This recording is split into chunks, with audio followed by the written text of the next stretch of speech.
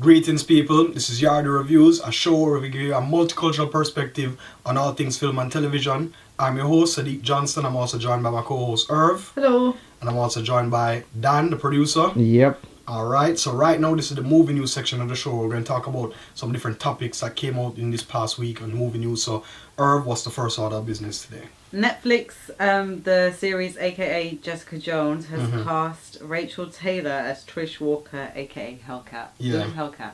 So here's the thing. I'm not really familiar with Hellcat, but I know that that version of the character is going to kind of replace the Carol Danvers character, which is Captain Marvel. Yeah. But since she's going to be in the big Marvel Cinematic Universe, they're going to replace it with Hellcat. Hellcat is like almost like you know, feline powers or something. I don't really know. To be honest with you, I don't really know her abilities like that. I'm not familiar with her, but I know that she's going to play the role that Carol Danvers played in the comic, which was like her confidant or friend and partner or whatever. So I guess they're going to be like partners or whatever, you know, in what she does. She's going to be like a private investigator. Yeah. And she has super abilities as well, you know what I mean? So I think that's how that's going to work. Okay, and then they've also cast David Tennant as the villain. Yeah. Zebediah Killgrave. Yeah, A.K.A the Purple Man. Yo, Why is he the Purple Man? Yo, so Zebediah Killgrave, right? Well, first of all, David Tennant, brilliant actor. He was Doctor Who for a while. Yeah. He was also He was in in Broadchurch. Yeah.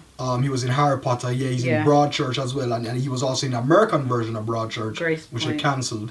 Yeah. You know what I mean? Deservedly, because you know we'll get into that on a later note. But anyway, Zebediah Killgrave, the Purple Man. So this guy was like this so like I think he comes from an Eastern Europe. I'm not sure if it's Russia or whatever. But he's like a spy. Okay. Right, basically, and like he gets into this accident now where like this toxic waste like drops over him or whatever, and like he becomes purple.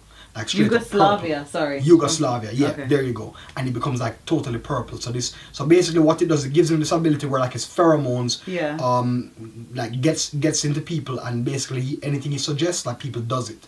So he just he realizes he has this power and just gets on top of the world. Now this is crazy because this guy's purple. Like literally purple, you know. So anybody who sees him knows that he looks weird, but once he suggests something, it's like nobody even cares. It's like you know what I mean? It's like you know he's purple, how but people perceive him. But not well. He can just say, "Yo, I look like I'm blue," or "I look like I'm whatever," and you believe it. You know, he just suggests something to you, and like you can't unsuggest it. You know what I mean? So he gets people to kill people and stuff. He does like high profile stuff. You know, he really. At one point, he was like a big villain in the Avengers. He did some crazy stuff to the Avengers, and like he's like a big mainstay in the Jessica Jones universe because he like did some real traumatic stuff to it. I don't really want to go into detail, but he really messed her up. And if they're going that route in the series, that's going to be hella dope. I think that's going to be really dope if they take on that storyline. But yeah, really looking forward to that. That makes me even looking forward to Jessica Jones knowing that he's the main villain, the Purple Man. That's going to be dope. So yeah, I'm with that. So next order of business. More TV comic stuff. Supergirl has cast True Blood alum Mehcad Brooks as Jimmy Olsen. Okay. Well, that's interesting. Like Jimmy First Olsen of all, I just want to say hi to Mehcad Brooks because he follows me on Twitter. So hi. Alright, well, there you go. You shouting you out anyway. But yeah, I mean, I think that's kind of cool. I mean, to be honest. In the Superman cinematic universe, at least cinematic, Perry White's supposed to be white, but they cast Lawrence Fishburne. Yeah. Not much of a difference. I mean, I think that's cool. I think look at Fantastic Four, Human Torch, you know, Michael B. Jordan. These are just good characters. I mean, I think that's just really brilliant. Like you're getting this guy, he's gonna be Jimmy Olsen. Traditionally, Jimmy Olsen is white, but who cares? You're getting a good actor for the role, the right actor for the role. Obviously, he wowed So people. tell me about the character of Jimmy Olsen because I've so basically, Jimmy Olsen is like the photographer for like the Daily Planet. Like he Lois Lane and Clark Kent, they work together. They get the stories. He takes all the pictures. So he's just basically like a part of the team. I think he's going to be working for Catco, which is Cat Grant. She was a former reporter for the Daily Planet. I think she branches off and does her own thing now. And I think Jimmy's probably rolling with her now. And I think that's probably how the whole thing kind of works out. So I mean, I'm looking forward to that. I think that, you know, the people who did Arrow and Flash, they're doing this. So obviously I feel that it's going to be really good. And well, his character is described as smart, worldly and attractive, alpha male with a soul of the soul of the earth nature. Well, the attractive and alpha male I can vouch yeah, well, I mean, the thing is, I guess he's going to be like the love interest for Supergirl. So, I mean, who knows? I mean, that's dope. I think that's cool. I mean, he's a guy that's normally associated with like the Superman character, but yet still they're pulling some of that aspects into her universe because she does associate with all of those people at the end of the day. Okay, cool. So I mean, it works out. So I mean, it's good for the television show. I just hope that it's good. You know what I mean? Yeah. So we're looking forward to that when it comes out. Watching that. Yeah. So. So moving on, Kevin Spacey is going to be in this comedy film. Yeah. Where he is a man who plays a cat. So. Yeah. So where he plays like I think he transforms into a cat or something like that. Basically, or he lives the life of a cat. Well, I don't know about living the life. I think it's something like transforms into a cat. But I hear it's a comedy. Well, listen, Kevin Spacey, brilliant actor, can do no wrong in a lot of things. You know what I mean? In some classic movies. I got it. He's a businessman, he's a workaholic who becomes trapped in the body of a house cat following a terrible accident. So his spirit is in a cat. Well, that's crazy. You know what I mean? And he's also brilliant in comedies. I mean, he has perfect comedic He's got dark humor. And he can sing, he can dance. I mean, he's just a perfect showman. I mean, he's just a guy that just does it all, and he's brilliant. So I think that literally he is just, going to smash it. Kevin Spacey, like I said, can do no wrong for me, and like him in a comedic role like this, especially something where he has to like be a freaking cat. I mean, come on. I mean, first of all, the premise is weird, but I know that somebody like him can pull it off. So definitely looking forward to that. So yeah, next order of business. So Ghostbusters reboot has cast an all-female cast, which is quite cool. Melissa McCarthy, Kristen Wiig, Kate McKinnon, and Leslie Jones. Well, listen, Melissa McCartney and Kristen Wiig were already in talks, so we already knew that was probably like going to be down the pipeline. Those two from Saturday Night Live, nobody don't really know them that much, but I mean they're doing a lot of buzz, and for them to pick those comedians, it's a nice balance. It's a nice balance, and I mean, listen, everybody's talking about this all-female cast. Listen, Ghostbusters is in need of a reboot, and to be honest with you, I think it deserves it, and it happened now. So right now, I don't think people should be complaining about this. I think people should just take this now as a new look on Ghostbusters. Yeah. Forget the old thing. We'll have the old stuff already. We'll have the classics. With a new chapter now. This is the year 2000. Let's just move this on, and listen, if they want to go all female with it, fine, all female. Listen, is the right actor for or right actress for the job. And if they get these people and they smash it, then they're gonna make a good film. So I'm down with that. So sounds good to me. It's all our business. So we watched a couple of trailers. The first being a Tom Hardy film called Child 44, which is based on a novel of the same name. Yeah. And so he plays a Russian spy, or not a spy. No, like a police officer. Yeah.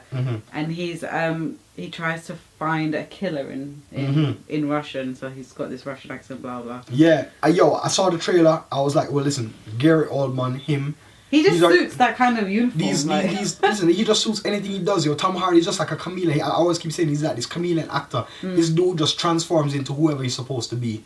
Accent and everything. Like, he goes in. You know what I mean? He's one of those method actors where he just goes into the role. And like, he's smashing everything he's doing right now. And like, any role, anything that you get Tom Hardy in and you bank him in, you know that he's going to bring his A game. He's not one of those actors that phones it in. He just does the thing proper and does the thing justice. And like, seeing him now alongside Gary Oldman, who, listen, Gary Oldman, he's just like classic. You know, when you look at Gary Oldman, you say, this dude is just insane, excellent resume.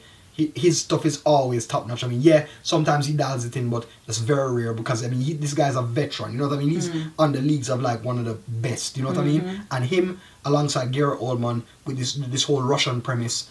I heard the book is amazing. I haven't read it, but I heard that this translated into film should be very good. Definitely looking forward to that. So that's definitely one on my to watch list. And then we saw the trailer for Fantastic Four. Yeah, so I saw that. Okay, first, a lot of rumors going on with this Fantastic Four movie. Let me just nip this in the bud right now. Listen, people can say anything that they want to say. When I saw that trailer, I thought that trailer was good. I thought that trailer was nice. It never showed me a lot more. They kind of got a premise of what it was going to be all about. It's not going to be the classic thing. And when they were talking to Collider was talking to the Simon Kinberg, who's the writer, and also Josh Trank, who's the director. They basically said like, what's the vibe of this and they said like David Cronenberg, like The Fly, and like Cronenberg type film. So you know that it's gonna be like a horror type sci-fi aspect, very mature, very proper, and like I'm really looking for this trailer. I was like, like the last two Fantastic Four movies were utter garbage, real campy, real lame. Cheese. It was garbage, total trash. And like this now is just a breath of fresh air. So definitely looking forward to this. And we'll see what happens. Yeah. So finally, for some reason, they want to recreate Black Mirror in the US version. It's crazy, you know. So, alright, listen. Big up to my homie Swire, yo. Swire, big up yourself. Swire messaged me one day. I was like, dude, are you up on Black Mirror? I was like, what's Black Mirror? He's like, dude, this is in the UK. You need to watch Black Mirror. And he put me up on it. Big up to Swire, put me, because when I got it onto Black Mirror, I was like, yo, why haven't I ever heard about this before? This came out in 2011, people. That's what I mean. Like, it came out. And it was just so under the radar. Like, we don't know these gems. Like UK, you don't recognize these gems when you have it, yo, because this was a real gem. Like, if you watch the Twilight Zone, you're a fan of the Twilight Zone back in the day. This is the Twilight Zone set in a more futuristic period where things can happen. You know what I mean? Like, a lot of technology is on another level. So this is us getting so used to technology and how technology is a peek into the future, really. Exactly. And like, listen, it's such a dope concept. It's dope and it's dark. And like I said, Irv, you know, you need to get on this, right? And Irv got on it, and Irv was just binging. Or binge watched it for like 2 days, and that was it. I mean, it's dope. It is. I don't know. I just don't want him to like cheese fest it up. They want to remake Luther, and it's just like, let a good show be. Do you know what I mean? Like, what I'm saying is, you know, these shows now, because they're making an appearance on Netflix now, and Netflix is getting involved with these shows. It's bringing them to the wider audience. So these Americans are seeing it now, and they're saying, listen, we can get some profit off of it. Just like they say, we can do an American version of Luther, try to get profit off of that. Maybe they can get Idris Elba back as a character in the American version. I'm like, come on, man. Leave it alone. Come on, man. Let them understand. If you want to continue to do like a mini series or something, make it proper. You know what I mean? But yeah, like I said, yo, I think they shouldn't do it. Just let it be. Go. But you know, if they make it, hopefully it's half as good as that. Yeah. But yeah, anyway, thank you guys for subscribing. Do remember, subscribe to the show, youtube.com/yardreviews, as well as email us at yardy.reviews@gmail.com, as well as follow us on Twitter at yardreviews. Also log on to Irv WordPress, bigpicturesmallscreen.wordpress.com. And yep, me and Irv done signing out. Big up yourself.